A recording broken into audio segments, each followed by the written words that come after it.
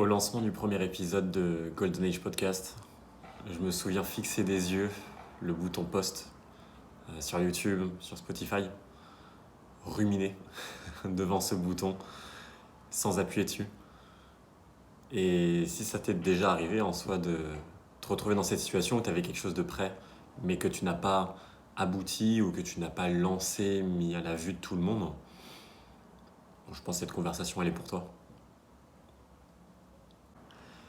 En vrai, en regardant le bouton post, je me sentais un peu comme avec un devoir entre les mains, un DM que je devais rendre le lendemain. Il est 23h, la deadline approche et je dois envoyer mon devoir dans pas longtemps. C'était exactement la même sensation. Pareil, premier épisode en tout cas, après l'avoir terminé, pendant que je l'éditais, et du coup au moment où j'allais le poster, j'avais toujours ce truc de je suis pas satisfait. Même si c'était une première fois, en étant perfectionniste sur les bords, je veux que tout soit carré. Or, c'était pas forcément le cas. Et du coup, la réaction des gens en face, en fait, je me l'imaginais, mais démultipliée en mode ça me plaisait pas, du coup, ça plaira pas aux autres. Du coup, je me retrouvais en fait devant le bouton post, comme dans un ring. Un ring, je suis en train d'affronter en MMA, en boxe, peu importe, ce bouton post dans ma tête. Donc en vrai, je vais pas, on va dire, lâcher la phrase bateau de la perfection, c'est une façon de procrastiner, c'est vu et revu. Du coup, non, je vais en fait plus parler un peu détailler mon état d'esprit et le travail en fait que j'ai fait sur le post du premier épisode du podcast.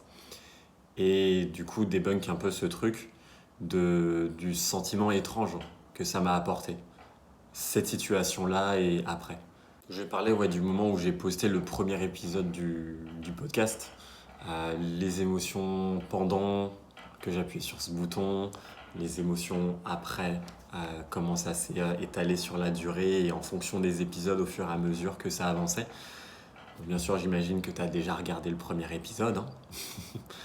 Et en fait, je m'y attendais pas, mais c'était une émotion particulière à ce moment-là. En fait, c'était un peu cette émotion quand on a préparé un oral, on est du coup tout seul à le faire, parce qu'en groupe, c'est, je pense, plus facile que tout seul de faire un oral.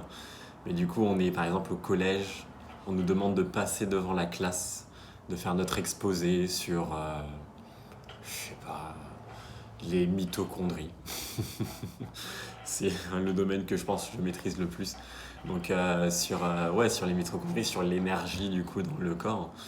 Et les personnes passent, et bientôt arrive ton tour, puisque c'est toujours dans l'ordre alphabétique des noms de famille.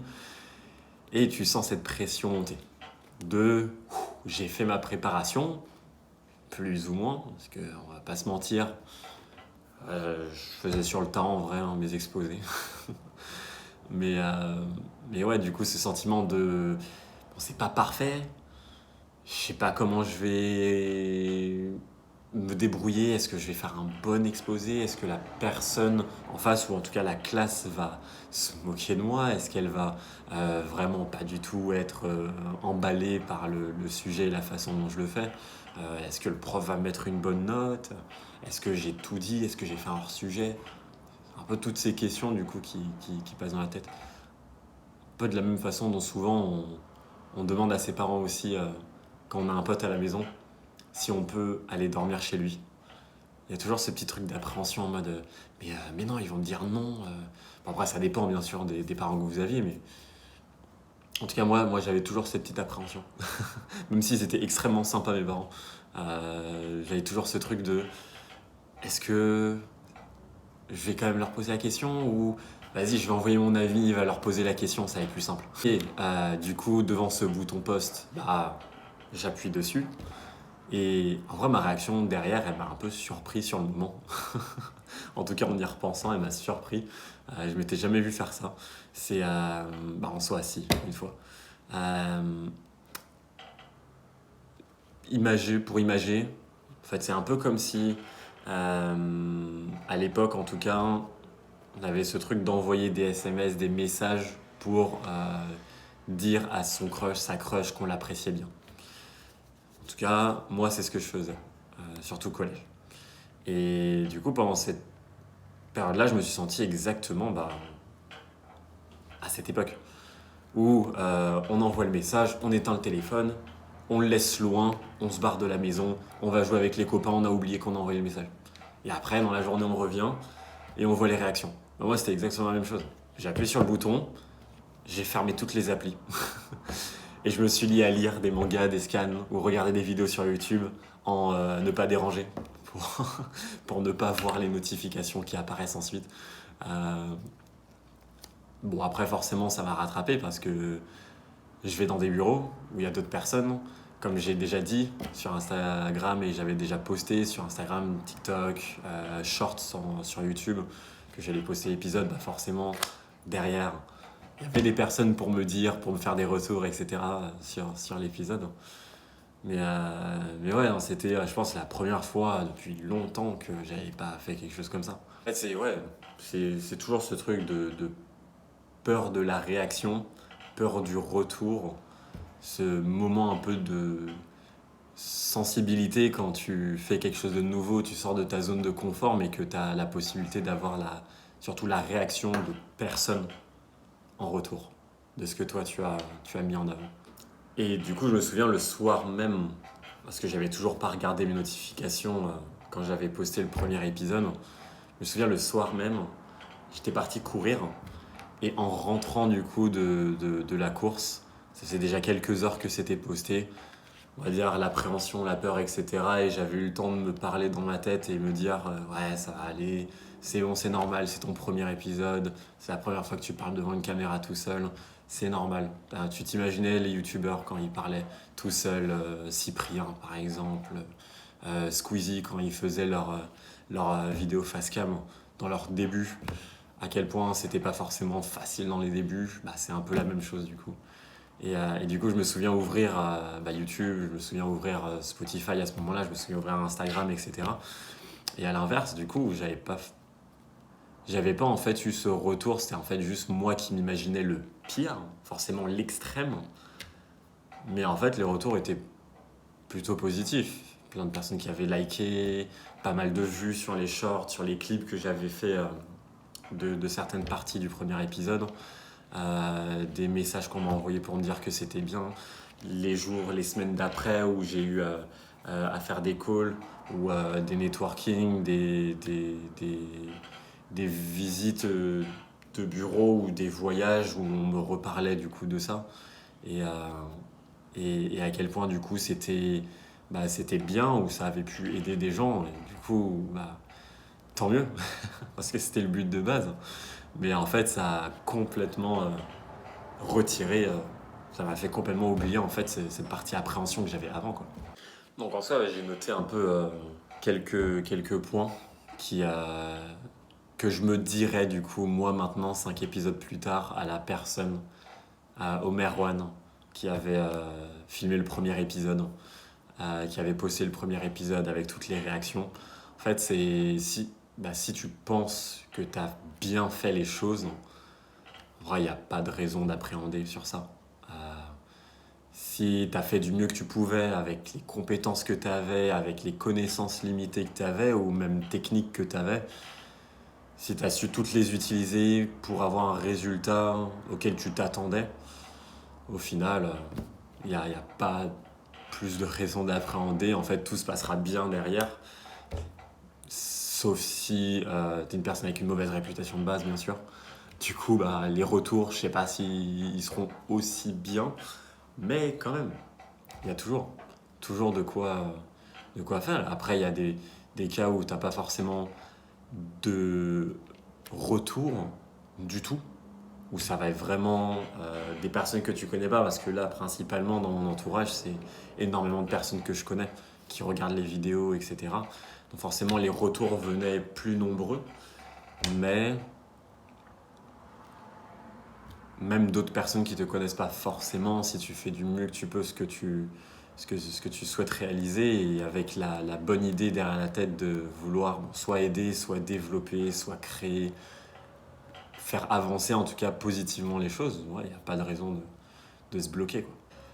Bah, pareil, un peu dans la même DA qui découle un peu de ce que j'ai dit juste avant, bah, à savoir accepter des feedbacks. Je sais que pour beaucoup de personnes, et je l'ai beaucoup vu dans les personnes que je coachais ou dans les personnes, en général, elles ne restaient pas très longtemps dans le business dans lequel je suis, dans le marketing, dans le face-à-face, parce qu'on est coaché de A à Z, du début à la toute fin dans l'entreprise. Et on a toujours un coach, toujours quelqu'un, toujours d'autres personnes qui nous feront des retours. Positifs, on adore. Négatifs, beaucoup moins. Et c'est en fait savoir aussi recevoir ces feedbacks-là, mais de personnes que tu connais absolument pas. Parce que de personnes que tu connais, tu vois, il y a des personnes qui peuvent prendre des pincettes, des personnes pour qui, en tout cas de qui le message est plus facile à digérer. Mais de personnes inconnues, c'est autre chose. Et du coup, avoir ces retours, ces messages, ces questionnements, ces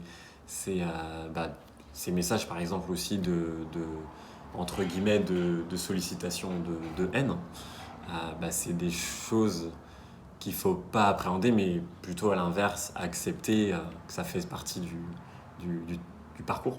Et maintenant, ce que je me dis, 5 épisodes plus tard, à chaque fois que je poste un épisode, que je poste un short, un TikTok, un réel sur Insta, c'est plus trop cette appréhension, en fait cette excitation à chaque fois d'avoir fait une vidéo que j'aime bien, du coup de pouvoir la poster et que plus de personnes possible la voient. Et en vrai, si je pouvais, je le ferais vraiment toutes les 5 secondes, je pense. Une vidéo, on prend un template sur Instagram Edit ou sur une application où il y a plein de templates déjà de réels, de photocollages, de trucs comme ça, qui sont déjà préfaits, où tu as juste à rajouter des vidéos, rajouter des photos, reprendre des concepts d'autres personnes qui ont percé, tu les refais à ta sauce, ça sort bien, du coup tu le postes, un peu comme la vidéo que j'avais fait sur mon histoire de moi tout petit à moi maintenant. C'était 100% copié d'un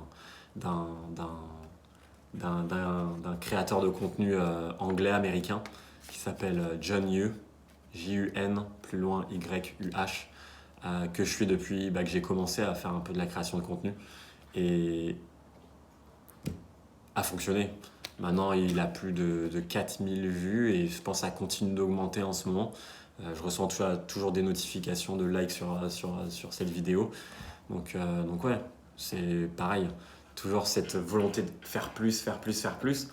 Après, il ne faut pas tomber du coup dans ce truc, dans ce parallèle, dans ce paradoxe de intensité versus discipline, intensité versus constance, où en fait, si tu mets beaucoup d'intensité parce que ça marche dès le début, tu vas vite te cramer, dépenser ton énergie, puis après redescendre et faire un plateau où tu n'es pas forcément productif, voire plus du tout. Et à l'inverse, ce que tu veux, c'est de la constance, où tu vas pas mettre forcément le maximum tout le temps, mais en tout cas, juste le fait de, une fois par jour, poster quelque chose. Ou par exemple, le fait de, une fois dans la semaine, filmer un épisode, par exemple, de podcast. Ça, c'est de la constance. Je me dis, je vais pas en faire un tous les 2-3 jours d'épisode. Non, c'est un par semaine parce que c'est le rythme qui me convient actuellement. Et après, de temps en temps, je le louperai. Bon, comme du coup pour cet épisode où je l'ai posté 2 jours après que je l'avais annoncé de base. Et en fait, c'est ce trial and errors, comme on dit. Donc ce avancer, reculer, mais qui est plus facile à maintenir, plus facile à accepter, surtout quand on fait ces petits efforts constants tout au long du parcours, quoi. Ouais, c'est ça. Je me dis que chaque like, chaque personne qui regarde une vidéo, souvent 10, souvent 40, souvent 100, voire plus, c'est comme si j'avais une salle entière avec 10, 40, 100 personnes et que ces personnes, ou en tout cas dans le lot, ou même si j'ai 4000 vues, je sais pas, sur une vidéo, j'ai 4000 personnes devant moi, mais dans le lot, il y en a au moins 10, 15, 20, 30, 40, peu importe, qui se sentent avancés grâce à ça. Et juste ça même, c'est l'état d'esprit que j'ai développé et maintenant que je suis plus à l'aise du coup à avoir et ce qui me fait aussi continuer à avoir un pourquoi et voir qu'il est petit à petit accompli, petit à petit complété avec le temps. Donc pour finaliser cette saison, cet épisode, euh, de la même façon dont on a appris à nager quand on était petit, de la même façon dont on a appris à faire du vélo quand on était petit, de la même façon dont on a appris à parler quand on était petit, il faut juste commencer. Et une fois qu'on a commencé, et que du coup la première étape, et forcément il y aura de l'appréhension, il n'y a pas un début ou surtout de quelque chose auquel on tient et qui comme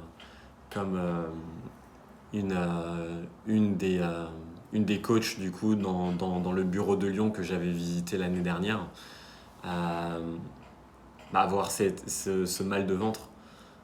En fait, c'est ces événements-là qui vont créer cette appréhension, surtout dans le début, mais au final qui payent. Par exemple, là actuellement, je lis La psychologie de l'argent, excellent livre sur euh, les comportements, les prises de décision, les tendances chez l'homme, dans tout ce qui est investissement, épargne, tout ce qui est gestion de l'argent, acquisition, etc.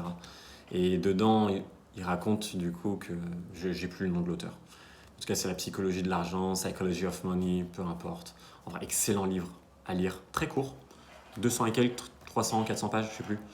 Mais ouais, très court, mais très fourni, très facile à lire, extrêmement bien, impactant.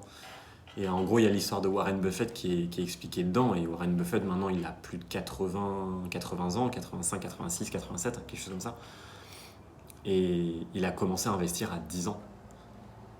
Et aujourd'hui, il vit avec 85 milliards de dollars d'actifs. C'est énorme. Et ce gars-là, il a fait, de ce que j'avais compris, 99% de sa richesse après ses 60 ans. Parce que justement, avec le temps et avec la répétition et la constance dans les actions, et c'est ce qui a fait sa force et sa réussite, il n'a pas loupé les occasions d'investir un peu d'argent dans des événements, dans des actions, dans des entreprises, dans des projets d'État, etc., qui, plusieurs années plus tard, ont payé et l'ont propulsé sur la scène des milliardaires du monde. Donc ouais, c'est juste une question de temps. Une fois qu'on a commencé, ensuite, c'est prendre le temps, continuer, persister. Et dans la constance, du coup, le travail paye éventuellement. Plus vite pour certains, moins vite pour d'autres. Pour moi, ma progression, là, actuellement, sur le podcast, etc., est pas aussi rapide que ce que je pensais que ça allait être. Mais on continue. Parce que éventuellement, fin d'année, début d'année prochaine, dans le courant de l'année qui arrive, l'année d'après peut-être, ça pètera. Ça pètera. Et je sais. Et c'est ce même principe de prendre de l'avance, ça marche tout le temps. Parce que si on regarde le toi dans 3 mois qui a commencé à investir maintenant ou qui a commencé à investir dans 1 mois, on verra déjà une différence dans ce qui a été généré, ce qui a été épargné, combien tu auras en finalité au bout des 3 mois de combien de nombre tu auras dans ton compte en banque. Et on étale ça sur 1 an, sur 10 ans, sur 50 ans, et l'écart se creuse, alors que c'est juste 1 mois de décalage, peut-être une occasion de plus, une occasion de plus de choper, un événement, la chance peut-être qui fait que les étoiles s'alignent et qu'une entreprise pile aujourd'hui et pas dans 1 mois pète dans laquelle tu as investi, pareil, ça fait la différence. Donc, comme vous l'avez vu, je pense, comme vous l'avez remarqué, à chaque épisode, il y a une petite phrase de fin, un petit rituel que je fais. Là, je ne vais pas le faire que pour l'épisode 5, je vais le faire pour toute la saison. Rappeler ce que j'ai pu dire à chaque épisode et du coup finir par celui de cet épisode-là. Du coup, l'épisode 1, c'était de se focus en fait sur les actions invisibles mais pas sur le résultat visible, puisque c'est les actions qui créent le résultat, c'est le chemin qui t'emmène à la destination. Donc de se focaliser principalement sur ça. Et ça, c'est ce que je retiens du coup de la première conversation que j'ai eue. La deuxième, c'est que je veux être un connecteur et pas un collecteur. Je veux créer le lien avec les gens, je veux en apprendre davantage de leur part, je veux que les interactions, que les fois où on se rencontre soient agréables, soient fun, soient joyeuses, plutôt que transactionnelles, froides. Donc, troisième épisode ou troisième conversation qu'on a pu avoir, c'est que je veux avoir le contrôle sur les conversations que j'ai au quotidien. Du coup, je veux le contrôle sur mon quotidien. Notre quotidien est fait d'interactions, de choix, etc. Mais j'ai pas envie que dans mes conversations, ce soit d'autres personnes qui choisissent à la place de moi. Je veux être en contrôle, je veux prendre les rênes et avancer là où je veux aller. Et pas qu'on me tienne la main et qu'on me tire quelque part d'autre, qu'on me dévie. Donc la quatrième conversation, c'était sur mettre son énergie là où je sais qu'il va y avoir un retour. Là où même si par chance ou à l'inverse, par malchance, une situation arrive qui draine de l'énergie, du coup que je sache manager mon énergie plutôt que laisser la situation, pareil, me faire perdre le contrôle et prendre le contrôle à ma place. Et du coup, pour l'épisode 5, pour cette dernière conversation de la saison, ça va tout simplement être ma phrase de fin que si je me compare à la personne que j'étais dans les débuts, en un mois, je suis tellement meilleur en création de contenu. Et pas qu'un peu, que ce soit sur même la planification, tout ce qui est annexe, tout ce que, encore une fois, tout le travail invisible que vous ne voyez pas au quotidien, que ce soit sur le tournage, sur la partie éditée, sur rechercher des sujets, sur toute la partie écriture, et ce qui se passe à côté du coup pendant que je fais ça, qui permet du coup la création du podcast, c'est de ne pas attendre, de commencer, parce que je sais que là actuellement je suis meilleur parce que j'ai commencé il y a un mois que si j'avais commencé la semaine dernière. Et du coup cette différence de 3 semaines ou de 4 semaines, ça fera la réussite du podcast plus tôt, je pense, que si j'avais commencé la semaine dernière. Et du coup peut-être j'aurais loupé un coche, j'aurais loupé un moment où les étoiles s'alignent si j'avais commencé une semaine avant, une semaine la semaine dernière. Et à ce moment-là, je serais plus, je pense, dans la même situation là actuellement, ou peut-être que dans 1 an, 2 ans, 3 ans, 10 ans, je serais pas dans la même situation que je peux avoir maintenant parce que j'ai commencé il y a un mois. Du coup, pour la saison 1 des conversations de Golden Age Podcast, c'est terminé. Ça ne veut pas dire que je vais faire une grosse pause pour la saison 2, c'est juste que les thèmes abordés, les conversations, même le concept sera légèrement modifié. Les conversations seront complètement différentes sur des sujets complètement différents. Ce seront toujours un peu des conversations de sujets auxquels je pense, soit sur la semaine, soit sur le mois, ou des conversations dont je me souviens, je sais pas, dans la nuit pendant que je rêve. mais en fait, ouais, la semaine prochaine, deuxième saison qui commence. La semaine d'après, du coup, deuxième conversation, puis la troisième. Je pense que je le ferai en morceaux de 5. Peut-être là, à ce moment-là, saison 2, je commencerai sur 6-7 épisodes. Je vais travailler sur tout ça, du coup, ce dimanche. Voir tout en détail, me poser à la bibliothèque et tout travailler, tout mettre au propre. Mais en tout cas, lundi prochain, 20h, du coup, ce sera...